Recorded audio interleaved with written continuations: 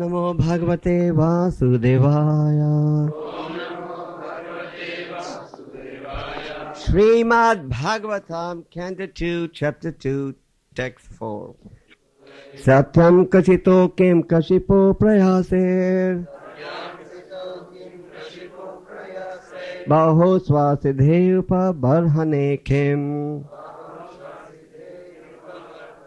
Sadanjalo Kim Purudhana Patraya Degval Kalado Sadikim Dukhole Satyam Kashito Kim Kashipo Prayasir Baho Swasidhe Upa Barhane Kim Sat Anjalo Kim Purudhana Patraya Degval Kalado Sadikim Dukhole. So this verse is being spoken by Shukadeva Goswami, and Shukadeva Goswami in this section of the Bhagavatam is describing the importance of simple living and high thinking. In the previous verse, Shukadeva Goswami has stated that one who is enlightened, he should only live with the minimum necessities of life, while in the world of names. So, in this verse and in the subsequent verses that we are going to read over the next few days, the same theme is being maintained. That is the theme of simple living and high thinking. Because unless one adopts simple living as a guiding principle, one cannot find time to execute spiritual activities. The materialistic philosophy is high living and simple thinking. They want to live as high as they can, like the demigods also. In your country, thanks to communism, people were forced into simple living. Therefore, everybody has 1, 2, 3 komnata, kvartira. But in these capitalistic countries, you see people with big houses, 20, 25 rooms, dressed up, decorated like palaces, and 2 or 3 people living in 20 rooms. And so many other so-called extra decorative pieces are there just to make everyone believe, yes, I am the richest man in town. So this is called high living and simple thinking. Simple thinking means you think like the animals. Where is my food to eat, bed to sleep, and a partner to mate, and some security measures to defend myself. Eating, sleeping, defending, mating. So spiritual life is the opposite. Simple living and high thinking. Simple life means you maintain yourself with a minimum bodily maintenance. One who is spiritually enlightened recognizes that there is no point in expanding one's basic necessities of life. And high thinking. High thinking means you're thinking about the path of self-realization. So one is endeavoring to achieve the goal of life. And communistic philosophy was simple living and simple thinking. You live simply and you think simply. So there are 3 different schools. Capitalism is high living, simple thinking. Communism is simple living, simple thinking. And Krishnaism is simple living and high thinking. So Shukadeva Goswami is explaining the approach that Krishnaites should take. So in this verse specifically, he's pointing out that certain basic necessities of life are being provided by the laws of nature. So why should we artificially endeavor to work hard to provide these necessities? For example, he says, when there's the earth to lie on, why do you need cots and beds? The materialists are always inventing means by which material life can become more and more comfortable. They have so many different types of beds now in the capitalistic country. Not just the ordinary beds that you're used to seeing. They even have what they call water beds now. So they think that sleeping in water beds is going to be very, very comfortable. And some of these beds cost thousands of dollars. So they work so hard because they want to buy the best bed in town. And then Shukadeva Goswami says, if you have arms, then why do you need pillows? There's so many expensive pillows also. And then when you have your hands, then why do you need utensils? So we can start serving all of you prasad from now onwards in your hand only. So that will save on the prasadam bill. You can, because in your palms you can only take a little bit, not much. And Shukadeva Goswami further says when there is ample covering like skin, trees, then what is the necessity of clothing? Of course, devotees do wear simple clothing, but not fashionable clothing. In the materialists, they love to wear fashionable clothing. Therefore, in all these capitalistic countries, every year they have new fashions. And they have big, big fashion shows. Because every year they reveal all the latest line, latest fashion model, latest fashion designs. So they advertise it so much. So everyone says, yes, I must buy this latest fashion suit, latest fashion female dressing and so on. So because they want to maintain their high standard of living, they have to work 24 hours a day like an ass, Muda. You don't see donkeys at work in Moscow. But if you ever travel to Uzbekistan and Turkestan, you will see donkeys at work. And if you come to India, you'll see plenty of donkeys at work.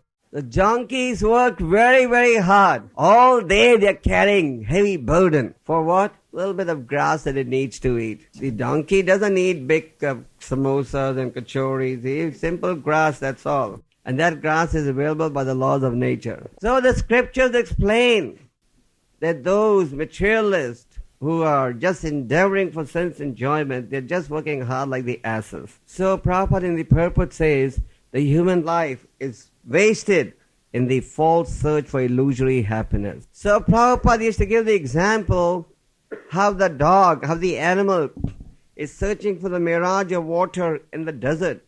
And it keeps running after that water, and as it runs, it appears that the water is only a little bit away.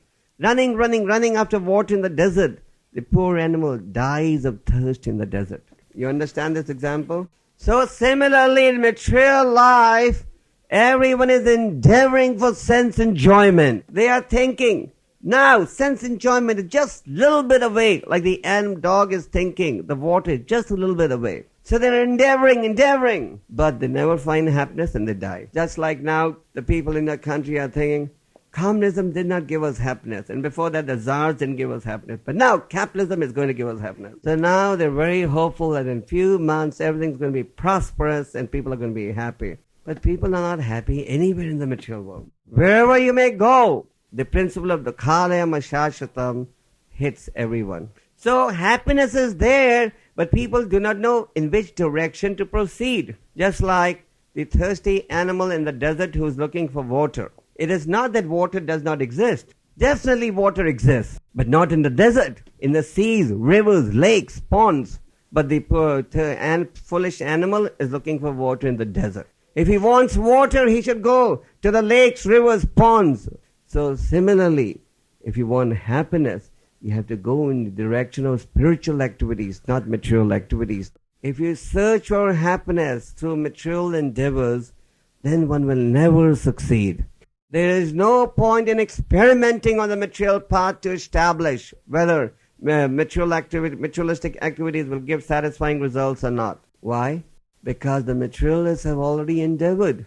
And we have all endeavored in so many lifetimes. This is certainly not the first lifetime that one is endeavoring for sense enjoyment. Therefore, Rupa Goswami has very nicely stated, Kamadinam Katina Palita Dhurni Desa. I have been trying to satisfy my senses since time immemorial, but these senses remain totally unsatisfied. Therefore, all the great sages have also conclusively advised that one should not pursue sense enjoyment through the medium of the human form of life. Kamasa nendriya priti lavo jivita yavada jivasa tattva jagyasa. Do not waste this human life in pursuing the path of sense enjoyment. Rather, try to establish your relationship with the Supreme Personality of Godhead. So, if you adopt the principle of simple living, then you will have time for self-realization. Then you will have time to chant your rounds, read the Bhagavatam, and even if you're a householder living outside, time to come to the temple. But if you're trying to maintain a high standard of living, then all your time will go away in just endeavoring to earn enough money to pay your bills. I know materialists who have to work 2 jobs a day, sometimes even three jobs, and a new job on the weekend. Husband and wife, they're both working. Why? Because they want to maintain a big house, they want to have 2 or 3 cars, colored television, and all the high fancy house. So people think, oh, this man's very rich. In the purport, Prabhupada cites the example of Rupa and Sanatana Goswami, how even though they came from a very aristocratic background, still they led the life of renunciate mendicants in Vrindavan. Rupa and Goswami, as we know, were very prominent ministers in the richest kingdom that existed on the planet 500 years ago. So you can imagine the comforts that they were used to. But when they retired in Vrindavan, they slept underneath a different tree every night. Now, we are not suggesting that all of you should give up your brahmachari quarters and your kvartiras and start living under different trees every night. You do have a lot of trees in your country, so finding a new tree every night will be no problem. But what we are suggesting is the principle of simple living should be cultivated so that one can find time for executing spiritual activities. The so-called comforts of life, as Prabhupada says in this purport, are not necessary to maintain your life. Rather, material comforts are detrimental for spiritual advancement. All these material assets that we see can be of two types, Daivi Sampat and Asuri Sampat. So big house, many cars, nicely decorated apartment or house, these all fall in the category of Asuri Sampat. Sampat means assets, possessions. And Daivi Sampat means spiritual assets. And what are the spiritual assets? Attachment to Krishna, attachment to instructions of Guru Sadhu Shastra, attachment to the principles of four regulative principles, abandoning sense enjoyment. These are known as Daivi Sampat or spiritual assets. So it is not that the devotee is poor. A devotee is very, very rich. He has a very big bank balance. But in his bank, he has all spiritual assets. The material assets like ruble, it goes down every day. Even everything, material assets always go down in value. So devotees after Daivi Sampat or spiritual assets. You know that story of Sanatana Goswami and the touchstone. The great sage had a very valuable asset with him. He had a touchstone that could convert everything into gold. But he had kept the touchstone under a heap of garbage. Because he was not interested in converting everything to gold. He was interested in getting attached to chanting the holy name. So, the rare human body should be utilized for cultivating spiritual consciousness, for elevating our consciousness from material to spiritual. Prahlad Maharaj had the fortune of receiving spiritual instructions when he was in the womb of his mother from Narada Muni. So Prahlad Maharaj said, So chetato vimukasa chetasa indriyartha maya sukaya bharamudvato vimuram. He said, My dear Lord, when I look at the materialists who are trying to convert a position of distress to a position of comfort, my heart begins to lament. So that is all the materialists are trying, to convert distress to comfort. They'll endeavor very hard to try and eliminate misery. Just like the materialists have invented so many different types of makeup so that you can hide the appearance of old age. So why do they use makeup? To hide the ugly aspects of the body and make it more attractive. So material efforts are all aimed in one direction, to eliminate misery. Now that they have seen that they cannot rectify all the diseases on this earthly planet with medicines produced on this earthly planet, now these scientists are giving false assurances that they will soon start manufacturing medicine in outer space.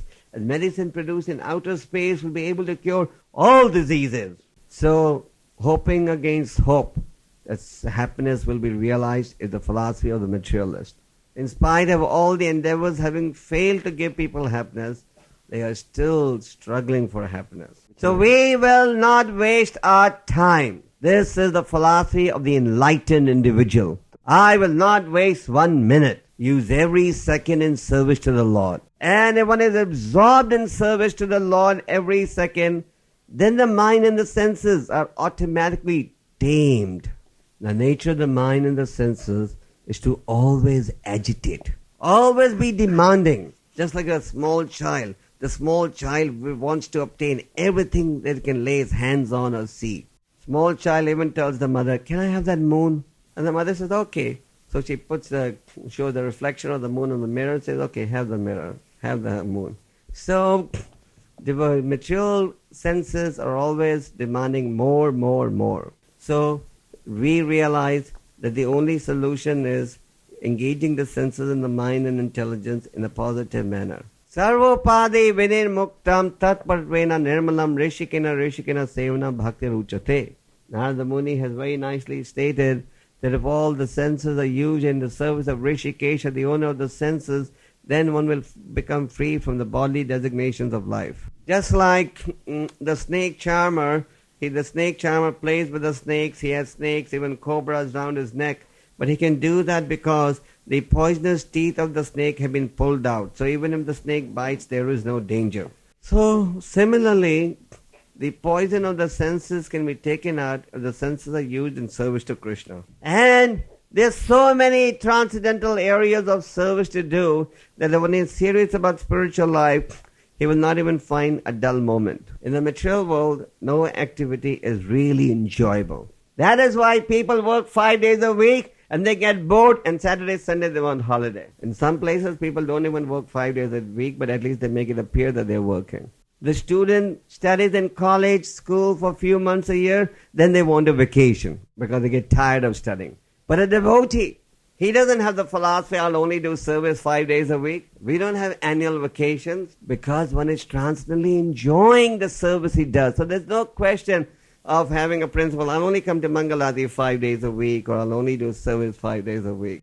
Because the devotee is experiencing spiritual bliss, he doesn't want to be away from this bliss even for 1 minute. He's anxious to remain engaged in service to Krishna all the time. So this principle of simple living, which is being advocated, recommended by Shukadev Goswami in this chapter, can only be maintained if one is operating on a higher consciousness, that is spiritual consciousness. So one can maintain this philosophy of simple living only if one is enlightened about the goal of life. Otherwise, artificially maintaining simple living may succeed for few days, few weeks, few months, but then again you will want higher standard. So in order to lift our consciousness at a high level, Lord Chaitanya and the great sages have given us some valuable advice. Chanakya Pandit, for example, has said, one should look upon others' property as garbage. Just like you see a materialist with a big car or fancy house or modern amenities, you just look at it as garbage. Not that you think, oh, I should also have a house like that. I should also have a car like that. I should also have a nice stereo like that. So look at others' assets as garbage. Then treat others the way you want others to treat you. Normally, our philosophy is we treat others roughly, but we want everybody else to treat us very respectfully. But Chanakya Pandit says, treat others the way you want to be treated by others. And look upon every woman that you see except as your mother, every woman except your wife as your mother.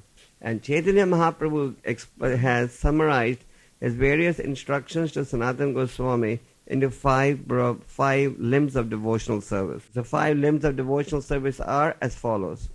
Always chant Hare Krishna.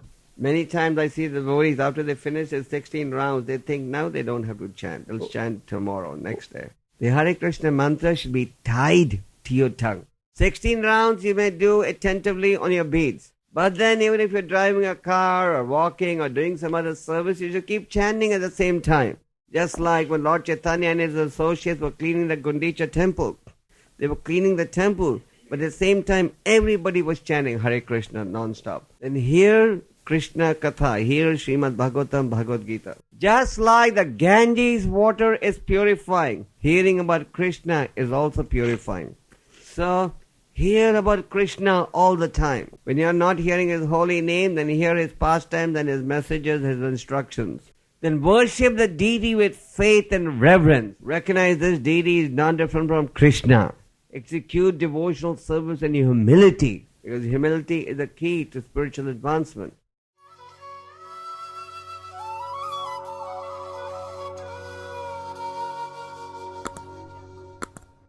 Hare Krishna,